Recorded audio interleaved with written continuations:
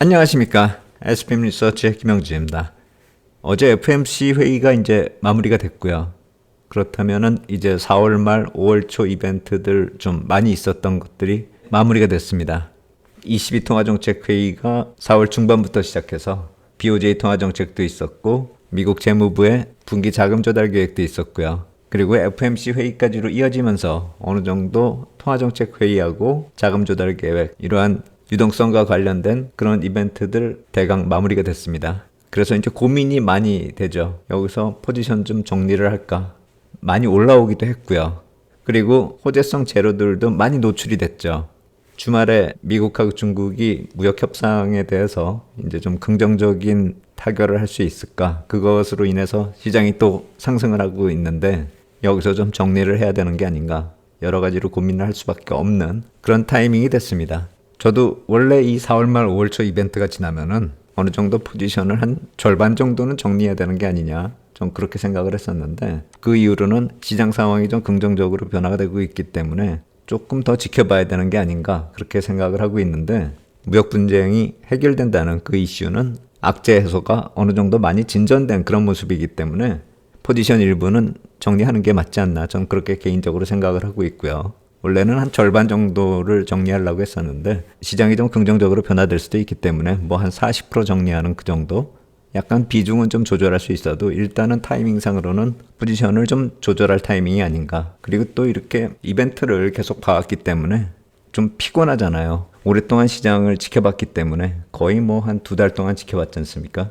그러니까 좀 여기서 쉬어갈 만도 하다 이렇게 생각이 되고요. 이제부터 시장의 흐름을 무엇을 봐야 되는지 또 어떤 점들이 또 새롭게 변화되는지 그게 이번에 미중 무역 분쟁 주말에 그것이 어떻게 또 이야기가 진행되느냐에 따라서 새로운 이슈가 나타날 수 있기 때문에 그거 역시 포지션을 정리할 만한 그런 이유가 아닌가 그렇게 생각이 됩니다. 일단 뭐 시장이 좀 상승할 때마다 조금씩 줄여가지고 저는 한 40% 정도 포지션 정리할 예정입니다.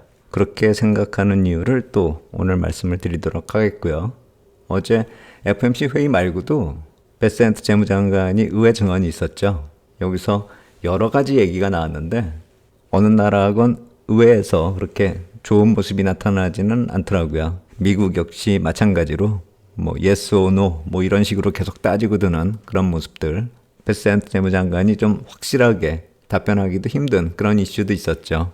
스테이블 코인 같은 경우는 더더욱이나 그랬다 이렇게 생각이 됩니다. 특히나 이제 트럼프 가문하고 좀 연결되는 그런 이슈에 대해서는 그렇게 쉽게 대답하기 좀 힘든 거죠.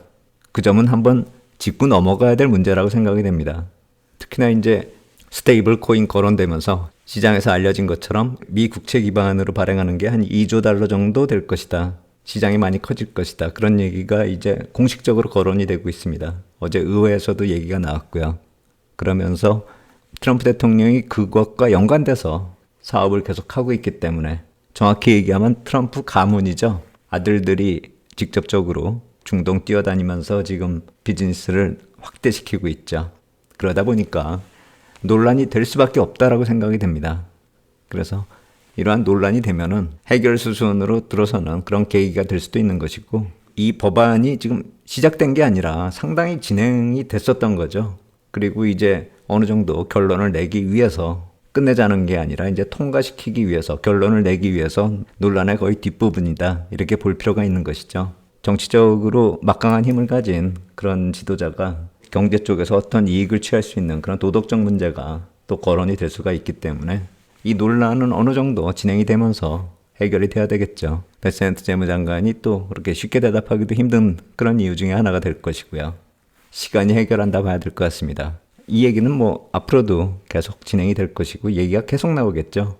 금액도 계속 커지고 있습니다. 얘기가 나올 때마다. 그리고 조금씩 진행되는 그런 모습도 실제로 확인이 되고 있기 때문에 이 얘기는 향후에도 계속 나올 것이다. 그리고 우리가 계속 좀 지켜봐야 될 이슈다. 이렇게 생각이 됩니다. 그리고 베센트 재무장관의 의회 증언이 마무리된 다음에 그 다음에 FMC 회의가 열렸죠. 저는 여기서 그 관련된 표현 중에서 몇 가지 좀 꼽을 만하다 이렇게 생각이 되는 게 이 얘기요. Not right now. 스태그플레이션 같은 게 얘기가 되는데 그게 당장에 중요한 게 아니다. 이런 식으로 표현이 되는 것이죠. 무역 분쟁 같은 것이 실제로 벌어지고 있기 때문에 그 영향은 좀 뒤에서 확인을 하자. 그 개념으로 봐야 되겠죠. 그리고 또 재미있는 표현은 미국하고 중국이 무역 협상을 하는 데 있어서 누가 먼저 윙크를 했는가. 그런데 그게 뭐 중요하냐? Who cares? 이 표현이요.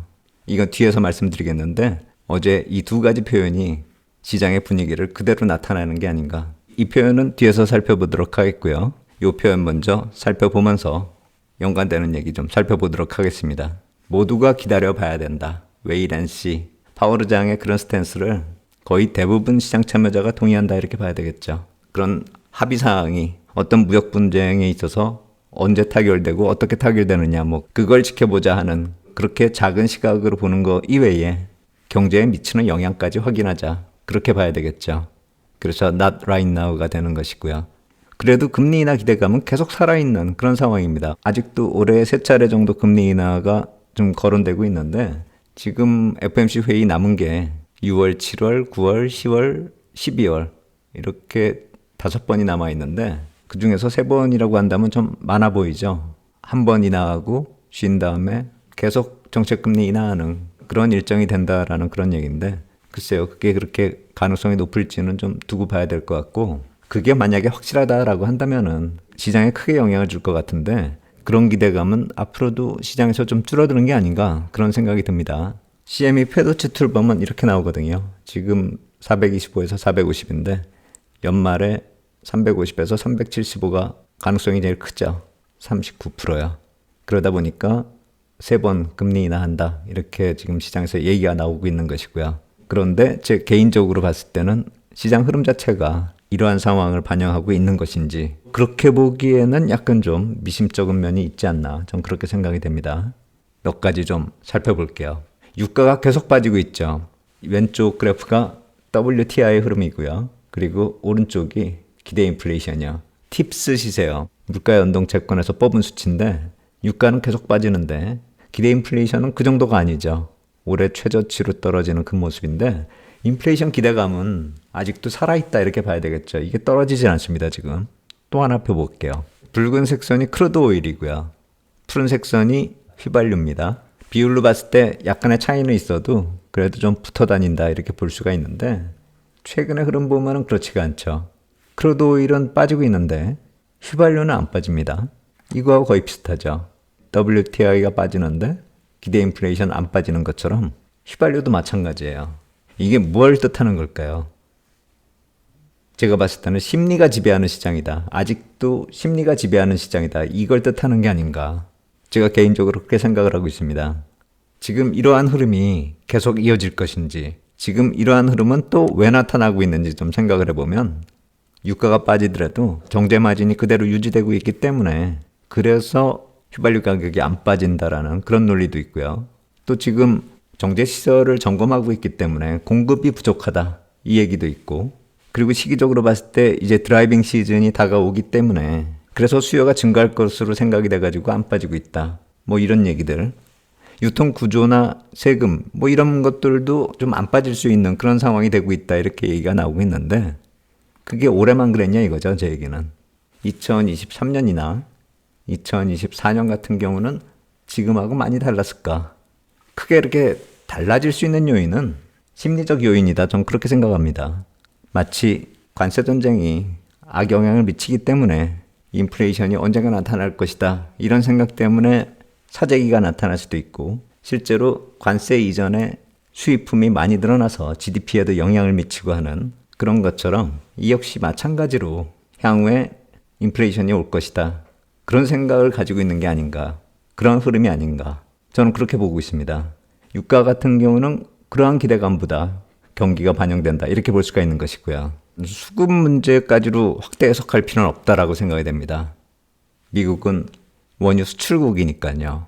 그래서 심리적 요인이 강한 게 아닌가라는 그런 생각을 할 수가 있는 것이죠. 해외 쪽 수급 상황이 그렇게 크리티컬하게 영향을 미치는 그런 상황이 아니기 때문이죠. 그래서 기대 인플레이션이나 유가와 휘발유의 가격 갭이 벌어지고 있는 이 모습이요. 이런 것도 어느 정도 의미가 있는 게 아닌가. 전 그렇게 생각이 됩니다. 이 이격이 사라지면서 정상으로 돌아서면 그때 시장이 좀 정상화되는 게 아닌가. 아직은 정상까지는 좀 많이 남았다. 이런 생각이 듭니다. 마치 S&P 500 지수가 이렇게 급등락을 보이는 것처럼 심리에 따라서 이 불안감에 따라서 폭락이 나오기도 하고 또 기대감에 따라서 바로 또 회복하는 이런 모습이 앞으로도 반복될 수 있다는 것이죠. 그리고 여기서 문제가 해결된다 해서 계속 올라가기에는 기업 실적이 약간 좀 부담되는 것이고요. 기업 실적 얘기 또 뒤에서 말씀드리도록 하겠고요. 그래서 어제 나온 얘기 중에서 두 번째 얘기, 무역 분쟁 해결되는 데 있어서 누가 먼저 양보를 하느냐, 누가 먼저 눈짓을 하느냐, 그게 중요한 거냐, 이런 식의 표현이요. 그렇게 정상화되는 데 있어서 누가 시도한 게 뭐가 중요하느냐, 그런 얘기가 이렇게 심리가 지배하는 시장, 이걸 빨리 정상화시켜야죠. 비정상이 지금 여러 군데서 확인이 되고 있기 때문에 누가 먼저 윙크하느냐가 중요한 게 아니다, 이 얘기죠. 내용 봐도 스카페센트 재무장관하고 제이미슨 대표가 스위스로 간다는 거죠, 주말에. 이걸 이렇게 표현하고 있습니다. 두 나라의 파멸적인 관세 전쟁에서 제정신의 첫 징후, 그 첫 징후 중 하나다. 표현이 참 재밌죠. 이제 좀 제정신을 가지고 하는 그런 모습이 나타나기 시작한다. 그렇다면 여태까지는 다 제정신이 아니라는 그 얘기죠. 그리고 양측, 미국이나 중국, 이게 마지막이 되지 않도록 해야 될 그런 의무가 있다. 시장이 기대를 많이 한다라는 것이죠. 중국하고 미국의 무역 규모가 연간 6천억 달러가 되는데 적지 않은 이 금액이 마비가 되고 있기 때문에 여러 가지로 영향이 크다라는 것이죠. 화물선도 그렇고 노동자 쪽에서도 해고가 나타날 수밖에 없는 그런 상황이고요. GDP 역시 영향을 받고 있고 소매업체의 진열대가 텅텅 빌 수도 있다라는 것이죠. 공급망 붕괴에도 동반이 되면 제조업체 역시 마찬가지로 힘들어질 테고요. 그래서 이러한 점들 우리가 다 알고 있는 건데 이러한 점들 부연 설명하면서 해결 좀 해라. 제정신 가지고 좀 행동들 해라. 이 얘기를 하고 있는 건데 정치적으로는 입장이 약간 좀 다르다 이렇게 볼 수가 있을 것 같아요. 중국 같은 경우는 미국하고 대립하면서 아직은 미국에 동참하는 나라가 별로 없잖아요. 글쎄요, 뭐 이탈리아 총리 정도? 나머지는 거의 다 대립구도이기 때문에 그렇게 동참하는 세력이 없다라는 점에서 중국이 좀 입지가 좀 유리하죠. 더군다나 미국하고 대립하면은 민족주의적 저항이다. 이렇게 표현이 될 수 있는 그런 내부적인 문제도 또 해결할 수 있을 것이고요. 그래서 중국 쪽이 국내적으로 좀 유리한 측면이 있다. 이 얘기를 하는 것인데 글쎄요. 이거는 뭐 미국 내에서 할 수 있는 얘기가 아닌가. 객관적으로 봤을 때 과연 뭐 중국이 그렇게 유리한가. 글쎄요. 제 생각에는 양쪽이 다 손해보는 게 아닌가 그렇게 생각이 되는데 미국 언론 쪽에서는 이런 식의 표현이 좀 자주 발견이 되죠. 아무래도 좀 내부적으로 압력을 넣어서 해결하자. 그러한 움직임으로 좀 해석할 필요가 있어 보이고 여러 가지로 이런 경제 주체들이 다들 불안에 떨고 있기 때문에 시간 끌지 말고 빨리 제정신 차린 그 모습으로 해결해라. 시간 끌지 마라. 이런 식으로 시장 분위기 설명하고 있습니다. 사실 언론뿐만이 아니라 시장 자체가 이렇게 보고 있다 보시면 되겠고요. 근데 제가 아까도 말씀드렸듯이 중국 쪽이 유리하다 이렇게 볼 수가 없는 게 통화 쪽에서 한번 난리가 났었잖아요. 지난 주말에요. 그게 단기적으로 위기로 넘어가진 않을 거예요. 왜냐하면 위기로 넘어가려면은 아시아 통화가 폭락을 해야죠. 근데 거꾸로잖아요, 지금. 아시아 통화가 강세를 보이고 있는 그 모습이잖아요. 그러니까 위기가 온다라기보다는 혼란스럽고 흐름이 바뀌기 때문에 나타나는 그런 손실이죠. 그런데 여기서 좀 우리가 신경을 써야 될 거는 달러 강세 비율에 맞춰가지고 그동안에 자산 운영을 해왔었는데 외환을 그렇게 운영을 해왔었는데 이제는 돌아쓴다면은요. 반대로 돌아쓸 경우요. 그러면 이제 전망이 바뀌는 거잖아요. 그때부터가 전 리스크가 커진다 이렇게 보고 있습니다. 달러 약세 전망을 하면서 외환 정책을 쓰면은 그때는 정말 위기하고 가까워지는 것이거든요. 지금하고 정반대죠. 나타날 수 있는 모습이 지금은 기존의 흐름이 반전이 됐을 때 달러 약세가 되는 건데 만약에 달러 약세 대비를 한 다음에 달러가 강세로 반전이 돼버리면은 그럼 바로 상대 통화는 위기로 빠지는 것이죠. 흔히 말하는 양털깎기요. 그렇기 때문에 지금의 문제가 중요한 게 아니라 지금 어떻게 시세 흐름이 바뀌고 그것에 대한 대응이 어떻게 바뀌느냐. 그것에 따라서 중장기적으로 무역전쟁이나 관세전쟁의 양상이 틀어질 수 있다라고 저는 그렇게 생각을 하고 있습니다. 그래서 지금이 시작이라는 것이죠.